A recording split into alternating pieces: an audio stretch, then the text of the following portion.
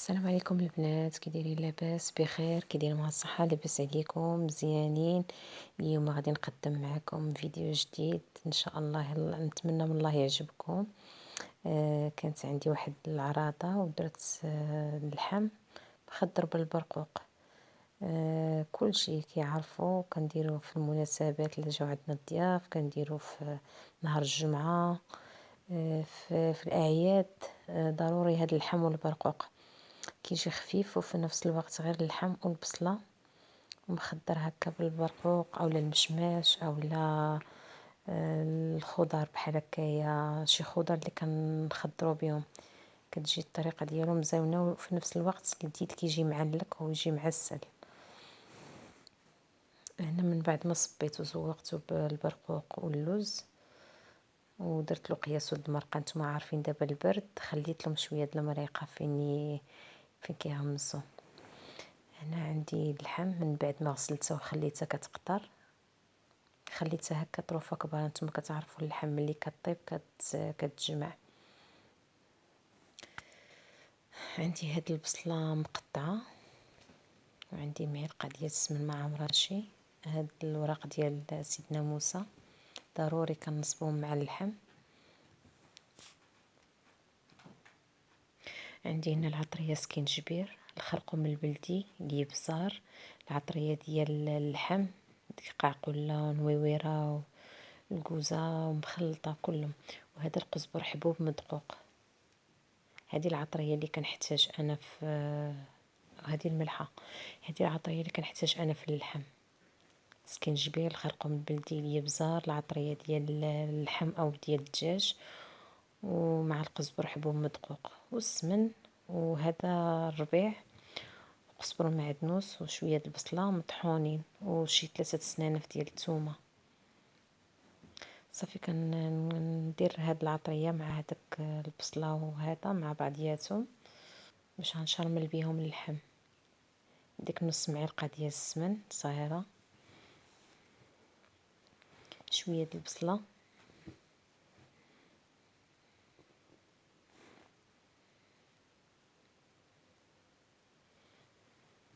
صافي الملحه على حساب القياس حتى كتكون كتغلي.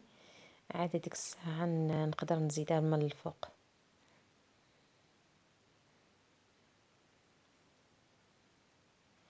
صافي كنخلط هاد الشرموله مزيان باش العطريه كتخلط مع بعضياتها، باش ملي كتجي تشرملي اللحم كتخلط مع كل شيء. صافي كنشرملوها بحال هكايا بهاد الطريقه هكا.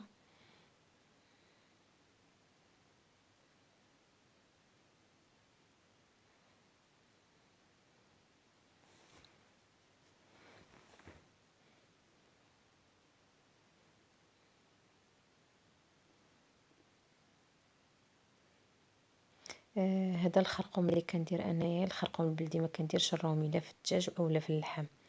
ما مدخلاش انا كاع الخرقوم الكاغيط مره قاطعه. احسن حاجه هي الخرقوم البلدي، فيه المذاق وصحي في نفس الوقت، وبغيتو يجي صفر راه كيجي صفر. بغيتو تزيدوا سميتو الصفوريه ديالو راه كتزيدوا الزايد المعلقه ونص هكا او 2 المعالق على حساب الطياب اللي عندكم. صافي كندير داك الزيت البلديه، درت ديك الورقه سيدنا موسى من الفوق. صافي وغادي نمرقو بديك، انا ما كنشحروش، غنمرقو بديك المريقه هذيك. غادي نردو على المجمر وغادي نخليه.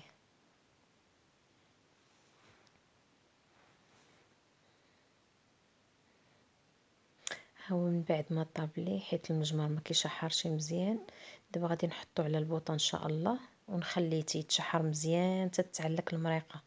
المريقه باقا ما مشحراش، غير هو طاب اللحم. خصني ضروري نحطو على البوطه باش يتشحر مزيان. هذا البرقوق درت له شويه د الماء وشويه د القرفه وخليته طاب شي شويه ودرت له السكر. دابا تعسل لي. صافي هي اللحم من بعد ما سالات وجدت، عاد طفيت عليها. دابا كنصبها، كندير القياس اللي غادي نحتاج انا.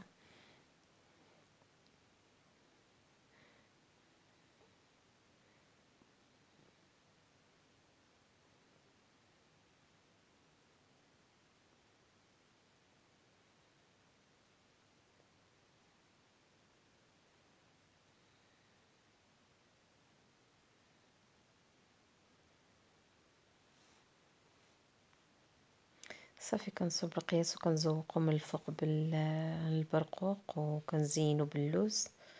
كندير له القياس ود المريقه حيت دابا البرد، هانتوما كتعرفوا البرد بنادم كيعجبو يسيس.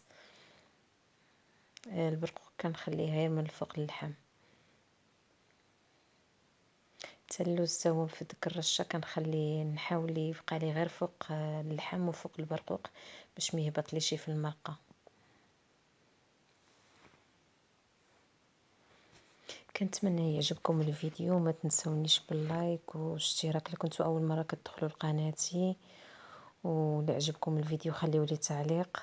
وشكرا لكم بزاف على المساعده ديالكم وعلى المشاهدات ديالكم والتعاليق اللي كتخليو لي زوينين، وشكرا لكم بزاف. الله يوفق الجميع يا ربي.